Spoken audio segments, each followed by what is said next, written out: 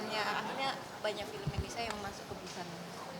Oh ya, happy banget. Ini sebenarnya tahun film Indonesia yang kebusan terbanyak ya. Ada 17 film yang aku dengar. Terus di sini juga perwakilan ada Aryo Bayu mewakili film series Gadis Kretek, dia akan berangkat malam ini. Saya mewakili film 24 jam bersama Gaspar juga akan premier di sana, berangkat besok gitu. Jadi excited banget sih untuk melihat merayakan film Indonesia bersama-sama di Busan. Ini pertanda kebangkitan film nasional nggak sih? Bagaimana, Mbak? Pertanda kebangkitan film. Pertanda kebangkitan film Indonesia. Renaissance mungkin ada semacam resurrection ya. Jadi ada semacam eh, kita naik level begitu. Apalagi ini juga bisa dikatakan Busan itu salah satu film internasional yang tier tinggi, yang cukup Terbesar di memberi Asia lah ya. impact di Asia. Jadi ya kita senang dan bangga banget ya. Ya. Dan pastinya akan memberi impact kepada film nasional juga nanti di Indonesianya. Jadi cukup menarik dan kita akan lihat juga ya setelah dari Busan itu akan seperti apa. Jadi cukup antisipatif juga sih. Dan support pemerintah sendiri seperti apa sih? Sebagai Kemendikbudristek sih selalu mensupport ya film-film Indonesia yang masuk ke festival internasional. Jadi mereka yang memfasilitasi, menjadi jembatan juga, membantu bagaimana mempertemukan para filmmaker Indonesia ke festival luar sendiri. Ya. Kalau aku iya, pertama. Saya kedua kali. Sebelumnya ada beberapa film festival juga di Korea tapi bukan Busan. Waktu itu untuk festival lain.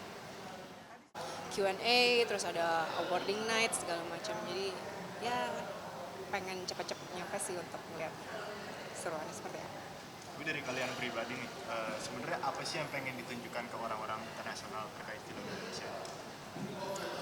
Ya, kalau saya pribadi sih kita pengen menunjukkan bahwa Indonesia memiliki uh, filmmaker atau talenta yang cukup mumpuni yang bisa kita representasikan di kancah internasional begitu. Jadi itu sih harapannya. Dan saya yakin juga dari 24 jam bersama Gaspar atau Gadis Kretek pun kami juga cukup bangga begitu ya bahwa kita bisa istilahnya mempamerkan karya-karya kita, karya-karya anak bangsa. Jadi hopefully mereka juga menerimanya dengan hal yang sama begitu. Jadi senang banget. Iya, Kalau Laura sebenarnya gimana, acara Mbak? festival ini kan memang menjadi pintu untuk kita networking, kemudian memperlihatkan film-film Indonesia itu seperti apa yang mungkin selama ini aksesnya cukup minim gitu untuk orang di luar bisa mengakses film Indonesia.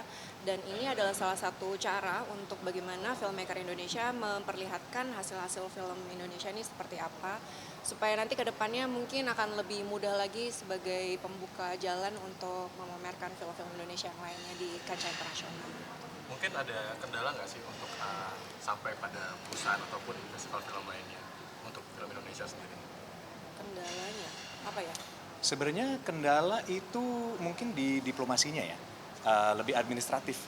Tapi kalau kita sebenarnya saya ingat waktu itu Laura juga mungkin pernah ya ke festival-festival lain kan ya, di internasional. Jadi sebenarnya tadi Laura juga bilang mungkin aksesibilitasnya ya kepada orang-orang luar bisa menonton film-film Indonesia.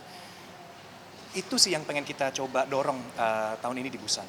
Jadi memang ini ada kayak semacam collaboration antara Indonesia dan Korea itu sendiri. Jadi kendalanya mungkin hal teknis sekali ya, tapi dengan dalam arti muatannya sih cukup substansial begitu. Dalam kita punya film-film ternama, ada filmnya Laura dan Laura Basuki juga akan di sana. Dan mungkin saya juga agak sedikit menceritakan Laura kan juga sempat menang ya di festival-festival luar lainnya kan. Iya. Jadi sudah cukup umum lah kita sering berinteraksi dengan dunia luar begitu di genre festival gitu. Kalau Mas Aryo sama Mbak Laura sendiri selain karena ingin berkolaborasi dengan produser dan situ ada dari masing-masing proyek, kenapa sih kok ingin Mas Aryo tertarik untuk Gadis Kretek, Mbak Ratu dan juga Gadis Desta? Kalau aku ya memang selain pengen banget kerjasama dengan Anggi Nun dan Mbak Ebe juga Christian waktu itu, aku ketika baca skripnya sangat tertarik dengan perannya. Itu perannya aku belum pernah mainin sebelumnya. Kemudian genrenya juga cukup jarang kita temui. Menceritakan bagaimana Indonesia di tahun 2035 gitu. Jadi sangat futuristik, terus kemasannya menarik, jadi ya pengen banget nyoba hal yang belum pernah aku lakuin sebelumnya. Menambahkan juga nih pasti. Iya. Kalau apa 24 jam bisa gaspar futuristik, kalau di Skytech sejarah. Ya, kalau kita malah opposite-nya begitu ya, kebalik. Di settingannya di tahun 1930-an, 40-an, di saat kejayaannya dunia kretek di Indonesia. Seru ya, jadi saya bisa kolaborasi sama Dini, Kamila Andini dan juga Mas Iva, di mana saya ngefans banget sama Dini udah lama begitu. Jadi sebuah mimpi yang tercapai juga ya, bisa kerja bareng dengan Dini, dan juga bonusnya perdananya akan kita tayangkan di Korea, yang harapan kami juga bisa cukup mewakili sinema Indonesia. Jadi wah, hanya kebahagiaan sih yang ada ya. Sama tuh peran masing-masing. Peran ya, waktu itu persiapannya sebenarnya sih lebih ke reading sama ada sedikit koreografi, kemudian ya selebihnya I had fun aja sih. Syutingnya di Semarang waktu itu selama sebulan. Waktu itu aku syuting lagi 2 project, jadi bolak-balik Semarang Jakarta gitu. Kalau saya hanya 1 proyek aja sama Laura kemarin, jadi nggak. Kalau kami syutingnya di beberapa tempat, ada di Magelang, Jogja, dan ada beberapa tempat lain.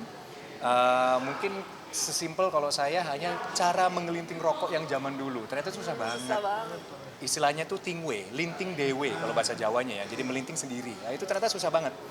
Dan saya selalu gagal. Jadi semoga nanti diedit, yang kalau saya gagal itu diedit tidak ada di film kita. Kalau gak Jawa mudah ya, logat Jawanya gampang. Logat Jawa. Atau mungkin Saya belajar sama Laura Basiku itu, saya telepon, "Lo, gue ada problem nih logat Jawa, gimana caranya ya?" Enggak deh, bercanda. Kayak Meryl Streep ya, ditanya semuanya. Waktu itu gimana sih bisa akhirnya terlibat di proyek Gadis Kretek ini? Waktu itu sebenarnya anak saya baru lahir di Paris. Terus kedua produser Gadis Kretek, Mbak Shanti sama Tanya dari Filipina, nelfon saya di Prancis. Waktu itu saya masih di mobil, saya lagi mau coba parkir, dan akhirnya kita video call, dan mulainya di situ sih. Mereka terus menawarkan sebuah project bersama teman-teman yang sudah deal gitu ya, karakter-karakter lain, dan akhirnya saya pikir wah ini kayaknya juga cukup menarik begitu. Jadi that's how it started. Itu awalnya seperti itu. Dia sama Madian Sasa. Oh, seru banget, asik. Saya juga dengan Laura, dengan Dian, dan teman-teman ini, saya beruntung saya bisa bekerja sama dengan teman-teman, apalagi perempuan-perempuan kuat Indonesia begitu, yang sangat kalibernya sudah sangat tinggi di dalam dalam karir mereka begitu ya. Ya itu salah satunya juga Laura. Nah mungkin sebagai aktor dan aktris, apa sih yang harus dibenahi dari perfilman Indonesia biar semakin Ayo, semakin apa semakin dibenahin? gitu. Sebagai aktor dan aktris. Aktor. Sebagai apa ya? Karena Ini itu agak jadi- rumit ya kalau karena kita itu jadi penting untuk kemajuan dari perfilman Indonesia sendiri. Ini pembahasan cukup lama ya. Ya, tapi ya aku sangat menunggu regenerasi juga sih. Menunggu regenerasi mulai dari sutradara, dari talent, aktor, ataupun dari segi kru juga. Pengen terus tumbuh talenta-talenta baru, karena yang paling penting adalah konsistensi kan dalam perfilman. Kalau misalnya tahun ini kita bisa bawa banyak film Indonesia ke Busan, gimana dengan tahun depan dan tahun-tahun seterusnya. Jadi aku berharap setiap tahun muncul lagi terus sutradara baru, pemain-pemain baru yang baik, yang bisa kita terus bergabung dengan festival-festival internasional. Terima kasih. Ya. Udah cukup ya? Oke, thank you teman-teman. Thank you teman-teman. Selamat makan siang by the way. Pengen tanya dong, kan ini kan maksudnya bakal banyak sutradara dan produser di festival ini. Kira-kira ada idola yang mau ditemuin nggak sih dari sutradara, produser atau pemainnya gitu? Udah ada mau ketemu siapa gitu? Tanggal 4 atau tanggal 5 itu ada event global. Jadi ada beberapa director dari luar negeri juga akan ada di situ. Saya sih udah ngulik ya. Wah, ini datang ini. Nanti di acara kita. Luc Besson juga ada ya? Mungkin ada dia. Terus ada beberapa juga nama yang harapannya ya kalau bisa ketemu, bisa ngobrol-ngobrol. Ya minimal ngopi-ngopi ngobrol kali ya. Misalnya ada pisang goreng atau ada singkong, mungkin saya juga pengen sajikan gitu. Tapi di luar Random sendiri kayaknya ngapain sih? Kalau di luar Random mungkin pengen jalan-jalan ke Busan, film Korea atau gimana sih? Oh, jangan seru kali.